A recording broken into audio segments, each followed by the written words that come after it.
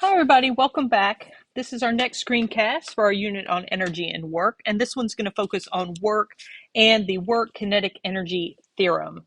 All right, so first, what is work? Well, we talked about it a little bit back when we were talking about what energy was, and we defined energy as the ability to do work. And at that point, we said that work is really force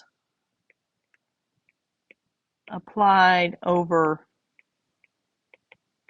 a distance. All right. Now, one thing to keep in mind, the force and the distance must be in same direction.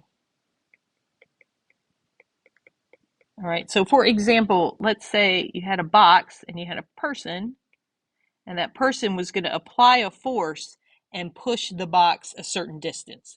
All right. That would be considered work. All right.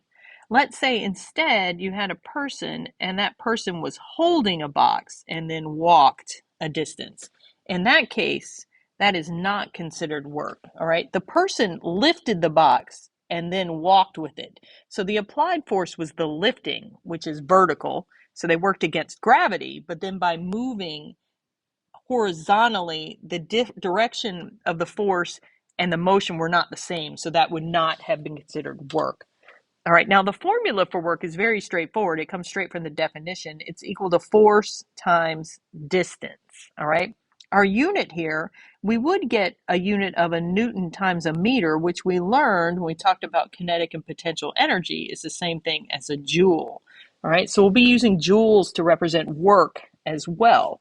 All right, now to use the formula, it's very straightforward. You're either going to solve for work, for force, or for distance. We're going to keep all of our motions purely horizontal or purely vertical, so we won't have any angles in this unit, which I'm sure you guys are very thankful for. All right, so let's try these practice problems.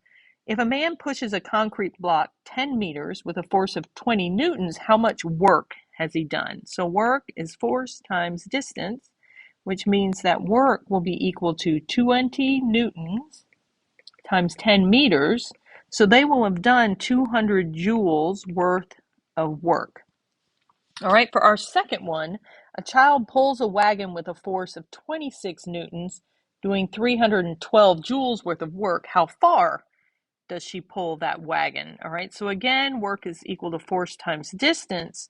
All right, but unlike the last problem, we know the work this time, 312 joules, and we know the force of 26 newtons, so our unknown is going to be distance. All right, so we divide both sides by 26, and we find that that object was moved over a distance of 12 meters. All right, and then finally, a waitress lifts a 5.5 kilogram tray straight up with a waitress lifts a 5.5 kilogram tray straight up 3.6 meters. How much work does she do? All right, so work is equal to force times distance. All right, now this may seem a little tricky because we have a distance, but we don't really have a force. We have a mass. All right, so what you need to remember is if this object is being lifted upward, all right, then the force it's working against is gravity. All right, so we're going to use the weight of the object, which is weird because that's a capital W2, so we'll just use FG times the distance. All right, so in this case, work is going to be equal to 5.5 kilograms times 10 meters per second squared. There's our force due to gravity times our 3.6 meters. So we find that the amount of work that was done here was 198 joules. All right, so those are pretty straightforward problems. All right, now one thing to keep in mind when we talk about work is work can have direction. All right, in general, if force is applied in the same direction as the motion, the work will be positive. All right, and the final velocity should be greater than the initial, which means the object is speeding up. All right, this makes sense. If the object is moving forward and you're pushing it forward, they work together, so things should speed up. That means your work will be positive. All right, if instead the force is applied in the opposite direction as the motion, the work will be negative.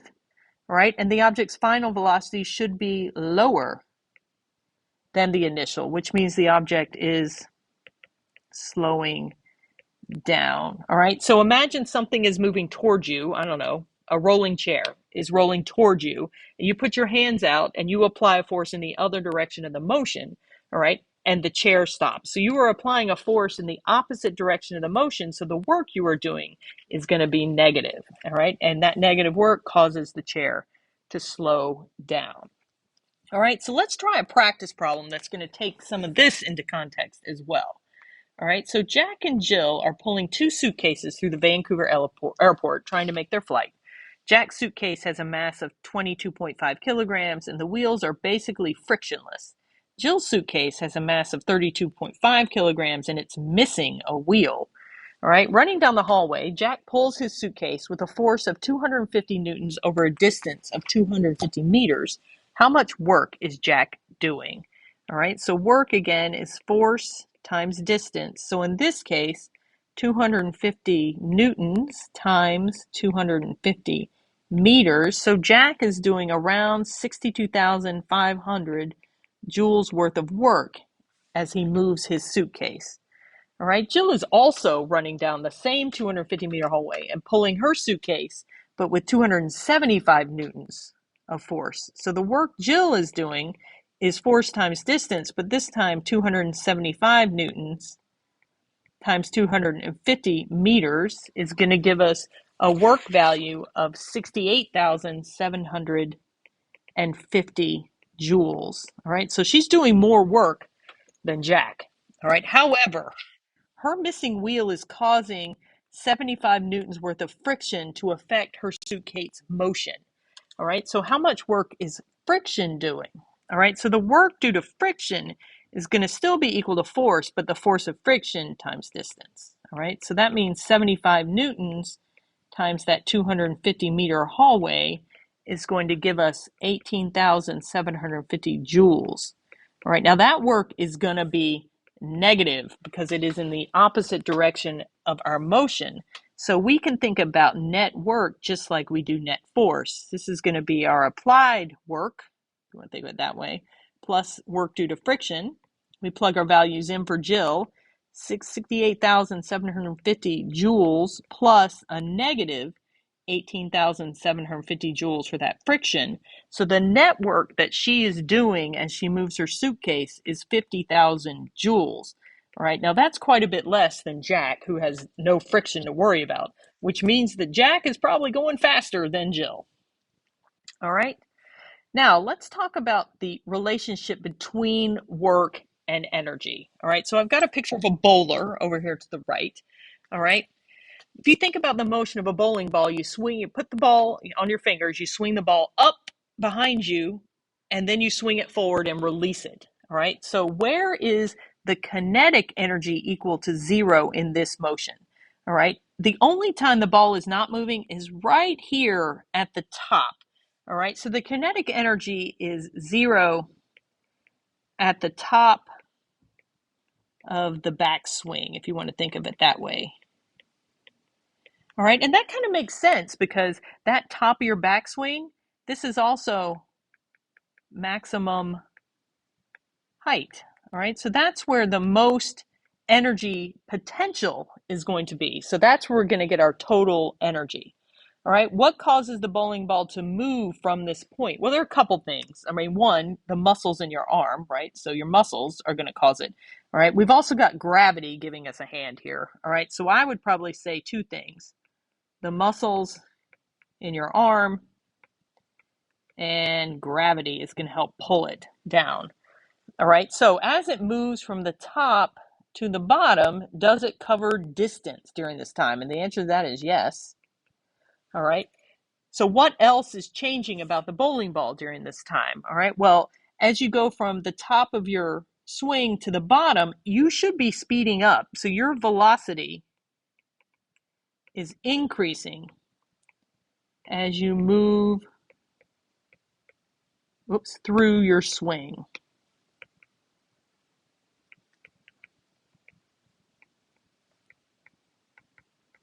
All right, so if your muscles and gravity are applying a force over a distance, and then that distance is leading to velocity, all right, then that means that energy and work must be related. All right. In other words, energy and work can be exchanged for one another. Right? And if we want to think about this in terms of a formula, the work that's being done is going to be equal to the change in the kinetic energy of that object. All right. For our bowling ball, if we think about once we're at our maximum height up here, and then we swing down towards here, we're doing work because we're applying force using our arm and gravity over a distance. And that is equal to the change in the kinetic energy at the top of the swing to the bottom. All right. Don't forget that this delta symbol means final minus initial. So you could rewrite this as kinetic energy final minus kinetic energy initial. All right, but the key here is that the work that's being done by our arm is equal to that change in that kinetic energy. All right, so let's look at a problem that uses this theorem. All right, so I have a skier with a mass of 65 kilograms that rides the lift up to the top of Killington for a total vertical height of 930 meters. How much potential energy does the skier have at the top of Killington? All right, so potential energy is mass times gravity times height, right? And this is going to be equal to 65 kilograms times gravity times our height.